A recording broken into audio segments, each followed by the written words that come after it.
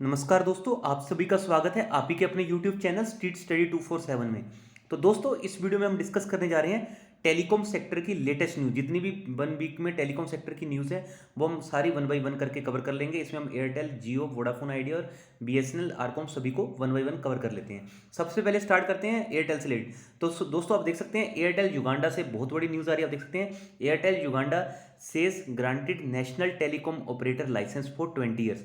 तो एयरटेल को युगांडा में आप देख सकते हैं नेशनल टेलीकॉम ऑपरेटर का जो लाइसेंस था वो 20 साल के लिए मिल चुका है। तो आप देख सकते हैं Airtel Uganda thanks the government of Uganda and the Uganda communication for its cooperation on this important process. तो अच्छी न्यूज़ है ये। डेफिनेटली इसका इम्पैक्ट कुछ ना कुछ तो भारतीय एयरटेल पे भी रहेगा, क्योंकि अगर इनकी सब्सिडरीज अच्छा परफॉर्म करती हैं अलग अलग देशों में तो डेफिनेटली भारतीय एयरटेल पे भी बहुत अच्छा इसका मुझे ऐसा लगता है कि लॉन्ग टर्म इफेक्ट पड़ सकता है। नेक्स्ट न्यूज़ पे आ जाते हैं। तो देखते हैं सबसे पहले Bharti Airtel sees ARPU at ₹200 in a few months says Goldman सैक्स रिपोर्ट।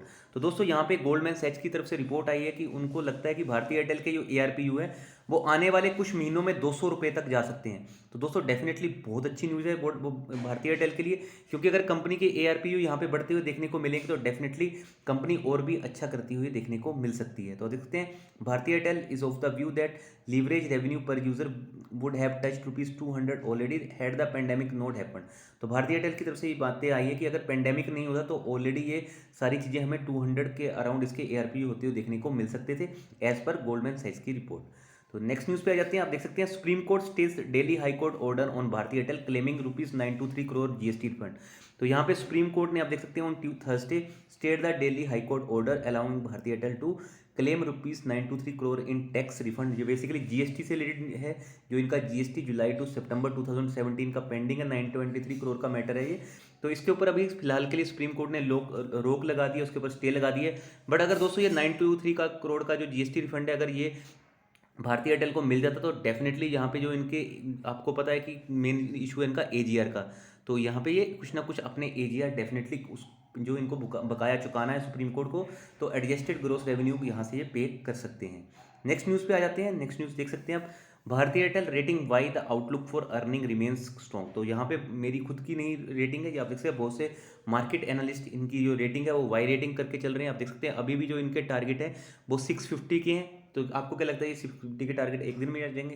ये बेसिकली लॉन्ग टर्म के टारगेट रहते हैं। तो अभी भारतीय एयरटेल बहुत ज़्यादा मुझे ऐसा लगता है कि बुलिश बन चुका है। फिर भी आपको लगता है तो अपने फाइनेंशियल एडवाइजर की हेल्प ले सकते हैं इस मैटर में।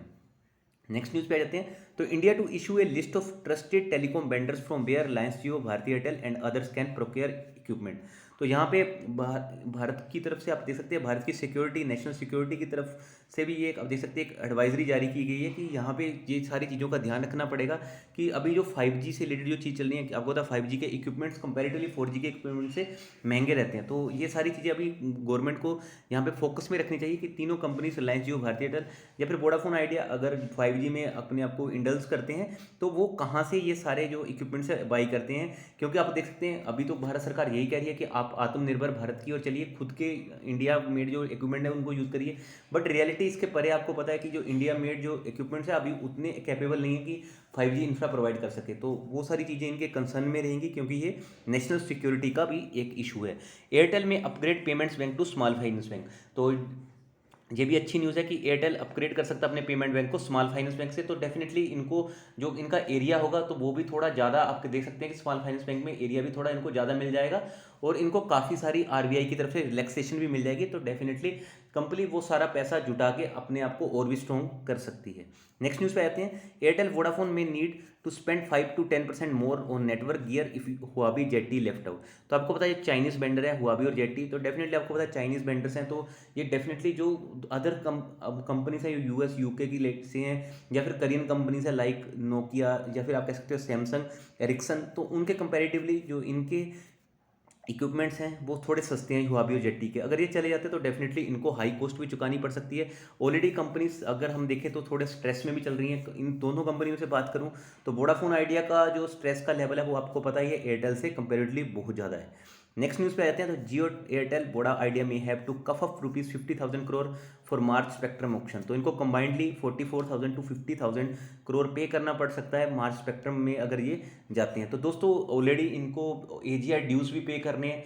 तो आपको पता है रिलायंस जियो को तो अब कुछ वहाँ पे एजीआर ड्यू पे नहीं करना, भारतीय एयरटेल वोडाफोन आइडिया को एजीआर ड्यूज भी पे करने हैं। अगर ये एजीआर ड्यूज का बकाया के साथ साथ ये सारा इनके ऊपर कॉस्ट का बर्डन आता तो कंपनीज के ऊपर प्रॉब्लम हो सकती है।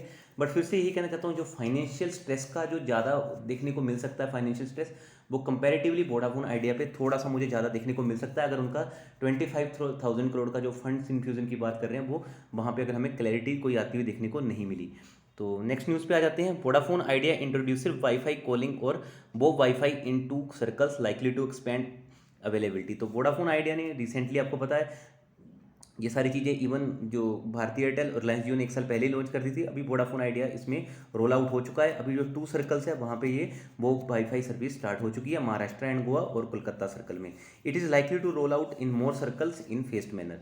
तो यहाँ पे वोडाफोन आइडिया स्ट्रगल करने के बावजूद भी अच्छा करता हुआ देखने को मिल रहा है। Vodafone Idea to see accelerated market share erosion if tariff don't move up. तो गोल्डमैन सैच्स की तरफ से ये रिपोर्ट आई है कि अगर वोडाफोन आइडिया यहाँ पे टैरिफ हाइक नहीं करता तो डेफिनेटली इनका जो मार्केट शेयर है वो अभी इरोड होता वो भी देखने को मिल सकता है। तो दोस्तों ये थोड़ा वोडाफोन आइडिया के लिए मैटर ऑफ कंसर्न हो सकता है, क्योंकि अगर वो टैरिफ हाई कर देते हैं तो अगर भारतीय एयरटेल ने नहीं किए तो कस्टमर का यहाँ से शिफ्टिंग भी हो सकता है। तो सारी चीज़ें इन कंपनीज को ध्यान में भी रखनी पड़ेगी। Vodafone Idea to hike tariff by 15 to 20%, Airtel में increase ARPU by 2 to 3% analyst. तो अगर न्यूज़ यही है कि अगर वोडाफोन आइडिया यहाँ पे टैरिफ हाइक कर देता है 15 to 20%, तो डेफिनेटली जो यहाँ से सब्सक्राइब अगर भारतीय एयरटेल ने नहीं किया तो बेसिकली यहाँ से फ़ायदा भारतीय एयरटेल और रिलायंस जियो को हो सकता है। अगर यहाँ से फ़ायदा एयरटेल को हुआ तो उनके ARPU 2 to 3% अप हो सकते हैं। और ऑलरेडी कंपनी कह भी चुकी है कि जो इनके ARPU है वो आने वाले कुछ महीनों में 200 चले जाएंगे। तो अगर एयरटेल के ARPU ऐसे ही बढ़ते रहे तो डेफिनेटली कंपनी यहाँ पे सर्वाइव कर जाएगी और ड्यू बोली की तरफ भी हो सकती है, अगर वोडाफोन आइडिया यहाँ पे अगर फंड्स इन्फ्यूज़न और अपना जो सब्सक्राइबर बेस है उसके ऊपर ज़्यादा फोकस नहीं कर पाया। तो नेक्स्ट न्यूज़ पे आ जाते हैं। Vodafone Idea inks smartphone financing deal to grow subscriber base. तो यहाँ पे वोडाफोन आइडिया ने बजाज फाइनेंस के साथ डील की है। आप देख सकते हैं Vodafone Idea on Monday entered into strategic partnership with Bajaj Finance, the investment arm of Bajaj Finserv group, to offer affordable EMIs along with 6 months and 1 year prepaid plans to customers. तो यहाँ पे वोडाफोन आइडिया बजाज फाइनेंस के साथ बजाज फिनसर्व की पेरेंट कंपनी है तो उसके साथ भी पार्टनरशिप करती हुई देखने को मिल रही है। तो कम इवन आप देख सकते हैं वोडाफोन आइडिया अपना सब्सक्राइबर बेस अभी बढ़ाने में बहुत ज़्यादा जुड़ चुकी है। उनको पता है अगर इनका सब्सक्राइबर बेस बढ़ेगा तो डेफिनेटली इनके ARPU भी ऑटोमेटिकली बढ़ जाएंगे। नेक्स्ट न्यूज़ पे आ जाते हैं। तो जियो से रिलेटेड न्यूज़ है। तो जियो ने वीवो के साथ किया लॉन्च सबसे सस्ता स्मार्टफोन, साथ में 4500 रुपीज़ के बेनिफिट। तो जियो ने वीवो के साथ यहाँ पे अपना एक स्मार्टफोन लॉन्च किया और साथ में 4500 के बेनिफिट भी देखने को मिल सकते हैं। तो आप देखते हैं जियो ने कॉन्टिन्यूसली अपने आप को अपना जो मार्केट शेयर है वो बढ़ाने के साथ साथ हर जगह अपना पैक सारना भी शुरू कर दिया है। 4G speed, Reliance Jio fastest in 4G download, Vodafone in upload as per TRAI. तो ट्राई का जो रिसेंट डाटा है उसमें आप देख सकते हैं रिलायंस जियो की जो डाउनलोडिंग स्पीड है वो फास्टेस्ट है। वहीं बात करूँ तो आप देख सकते हैं वोडाफोन आइडिया की अपलोडिंग फास्टेस्ट है। आप देख सकते हैं Reliance Jio top the 4G speed chart with data download rate of 20.8 megabit per second, while Vodafone Idea was ahead of others in upload speed at 6.5 Mbps in नवंबर। तो ये नवंबर मंथ का डाटा है। तो आप देख सकते हैं अपलोडिंग में वोडाफोन आइडिया ने टॉप किया है, वहीं डाउनलोडिंग की बात करूँ तो रिलायंस जियो ने किया है। हालांकि एयरटेल इन दोनों जगह लैग करता हुआ हमें देखने को मिला है।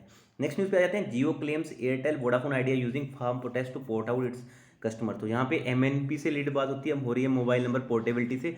तो यहाँ पे रिलायंस जियो ने क्लेम किया है, आरोप लगाया था एयरटेल और वोडाफोन आइडिया के ऊपर कि ये फार्म प्रोटेस्ट का यूज़ करके इनके जो कस्टमर्स हैं उसको पोर्ट आउट करवा रहे हैं ज़बरदस्ती। इवन ट्राई के पास भी वो रिपोर्ट गई थी। उसके बाद हमने देखा भारतीय एयरटेल ने इस सारी न्यूज़ को बेसलेस करार किया है। तो देखना होगा ट्राइज के ऊपर आगे आने वाले टाइम में क्या निर्णय सुनाता है। नेक्स्ट न्यूज़ पे आ जाते हैं। नेक्स्ट न्यूज़ देख लेते हैं। Jio likely to buy new spectrum, Vodafone Idea may not bid for expiring 900-1800 megahertz band. तो यहाँ पे जियो आप देख सकते हैं नया स्पेक्ट्रम बाई करने की कोशिश कर रहा है। वहीं वोडाफोन आइडिया के पास आपको पता ऑलरेडी काफ़ी ज़्यादा कैश स्ट्रेस चल रहा है। तो यहाँ पे वोडाफोन आइडिया अभी ऐसा जो मार्केट न्यूज़ आ रही है कि हो सकता है पार्टिसिपेट ना करे इस ऑक्शन में। तो आप न्यूज़ देख सकते हैं Reliance Jio is expected to purchase additional spectrum beyond its expiring spectrum as it will look to augment its network capacity having garnered 35% market share. क्योंकि इनका एक तो वोडाफोन आइडिया से कंपेरेटिवली रिलायंस जियो की बात करूँ तो इनका मार्केट शेयर भी बढ़ गया, तो उस हिसाब से इनको स्पेक्ट्रम की भी ज़्यादा ज़रूरत है, इसलिए ये अपना और एक्सेसिव स्पेक्ट्रम यहाँ पे लेने की सोच रहे हैं। BSNL से रिलेटेड न्यूज़ है। BSNL increases post FUP speed up to 8 times on regular Bharat fibre broadband plans. तो BSNL भी यहाँ पे आप देख सकते हैं कुछ ना कुछ मूवमेंट करता हुआ देखने को मिल रहा है। BSNL ने की जो स्पीड है वो आप देख सकते हैं 8 टाइम बढ़ चुकी है, जो इनका भारत फाइबर ब्रॉडबैंड प्लान है। नेक्स्ट न्यूज़ भी बीएसएनएल से रिलेटेड है। तो दोस्तों BSNL employ group alleges non payment of salaries. तो यहाँ पे जो बीएसएनएल के एम्प्लॉय ग्रुप्स होते हैं, बेसिकली यूनियंस होती हैं, उन्होंने आरोप लगाया कि उनको जो सैलरीज है वो टाइमली यहाँ पे डिसवर्स नहीं हो रही है। तो आप देखते हैं BSNL employ union has alleged that the state run telco has been repeatedly failing to disburse salaries to the employees on time and also highlighted the management's apathy towards the telcos employees. तो यहाँ पे जब employ खुश नहीं होते हैं तो आपको पता है कि कंपनी के ऊपर भी काफ़ी ज़्यादा स्ट्रेस देता है। अभी हमने ऑलरेडी देखा था कि वोडाफोन आइडिया ने एडवांस 1 मंथ की सैलरी भी पे कर दी थी ताकि उनके एम्प्लॉयज़ खुश रहे और एम्प्लॉयज़ यहाँ से निकल के किसी और कंपनीज में ना जाएँ। तो नेक्स्ट न्यूज़ पे आ जाते हैं। तो दोस्तों आरकॉम से रिलेटेड न्यूज़ है, तो इसको मैं लिख के बताना चाहता हूँ, इसको टोटली अवॉइड कर दीजिए। आप देख सकते हैं फिर से इसके में लोअर सर्किट लगने स्टार्ट हो गए हैं। आप देख सकते हैं फ्राइडे की मैंने क्लोजिंग दिखा रहा हूँ आपको 18 दिसंबर की, तो ये स्टॉक फिर से लोअर सर्किट पे एलसी पे क्लोज होता हुआ देखने को मिला है। अगर बात करूँ इसके पास 6 मंथ के चार्ट पैटर्न की, तो आप देख सकते हैं बीच में ऑपरेटर इसको कितना ज़्यादा भगा दिया था इसको। आप देख सकते हैं आप देख सकते हैं 0.50 से लेकर 0.70 के बीच में था, वहाँ से इसको सीधा 3 रुपये से ऊपर ले गए, फिर नीचे गिराया, फिर इसको ऊपर उठाया। आप देख सकते हैं चार्ट पैटर्न समझ ही आ रहा होगा आपको। अभी फिर से यहाँ पे हम देखें तो यहाँ पे फिर से लोअर सर्किट लगाने स्टार्ट कर दिए। तो दोस्तों अब इसको यही कहना चाहता हूँ कि रिलायंस कम्युनिकेशन को आप टोटली अवॉइड कर सकते हो। कंपैरेटिवली अगर आपको पैसा लगाना ही है तो मैं इन दोनों में से, तो मेरे को ऐसा लगता है कि रिलायंस इंडस्ट्रीज़ के ऊपर आप दाव खेलना चाहते हैं तो खेल सकते हैं। तो चलिए दोस्तों, इस वीडियो में इतना ही था। Thanks for watching this video. बहुत जल्दी मिलते हैं हम नेक्स्ट वीडियो के साथ, और इस वीडियो को लाइक शेयर और सब्सक्राइब जरूर कर दें। So thank you so much.